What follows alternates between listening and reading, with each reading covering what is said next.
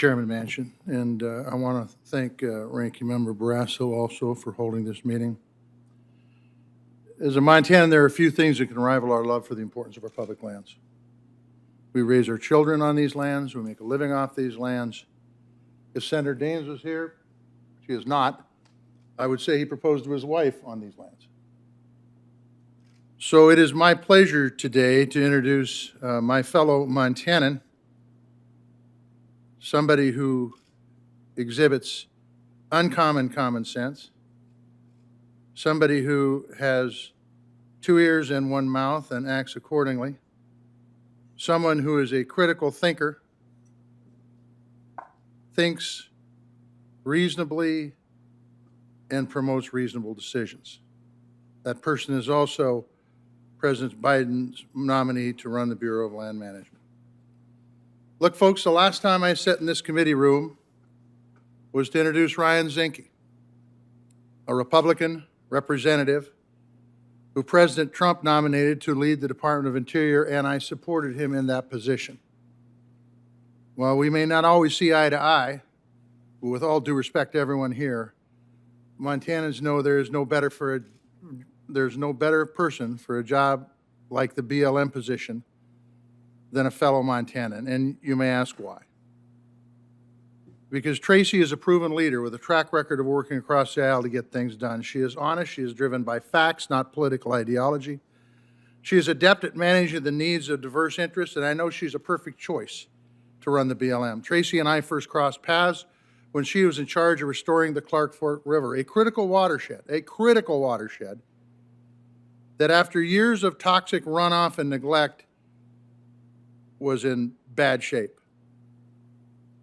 So Tracy didn't sit on her hands. She brought together a diverse coalition made up of conservationists, listen to me, conservationists, organized labor, industry, agencies, and elected officials from every level of government, and got them rowing in the same direction to clean up and protect the Clark Fork River and the basin it runs in. I was deeply impressed with her work on that project, so I did, like any of us would do, I hired her. And I hired her to be my Missoula Regional Director and lead up the natural resource portfolio. Tracy played a key role on my staff in jump-starting conversations between people who had spent years battling one another in courtrooms and the press. These folks range from individuals in the timber community to wilderness advocates to small business owners. Ultimately, we saw some important timber projects move forward and breathtaking landscapes protected.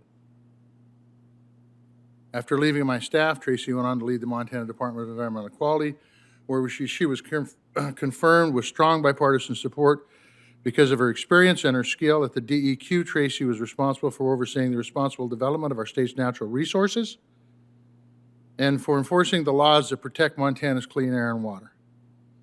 It is no surprise to me that she received letters of support from a wide range of groups, including sportsmen to oil and gas companies that appreciate her work and appreciate her attitude.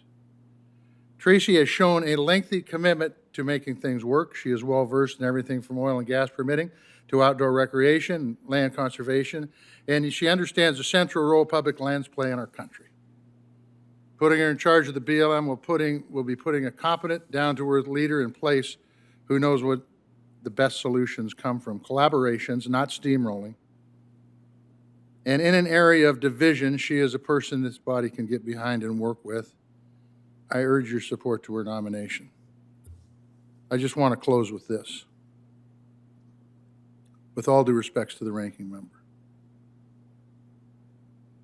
The points that you brought up that talks about appropriate use did not describe the person that I just talked about. This person listens, she works, she does the right thing. There was a bill that came up last year about putting a gold mine on the border of Yellowstone National Park. I opposed it. I think anybody with common sense would oppose it.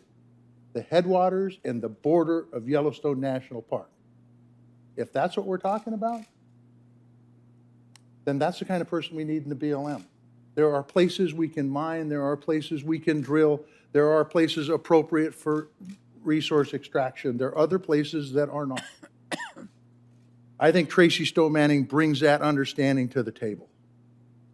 And she is somebody that believes in multiple use and appropriate use. And I will tell you this, I would not be here today introducing her if I thought she was the person that you described, Senator Brasso. This is a good person that has a good heart, that understands the value of our public lands. Thank you both, Mr. Chairman, Senator Brasso. Thank you, Senator Tester.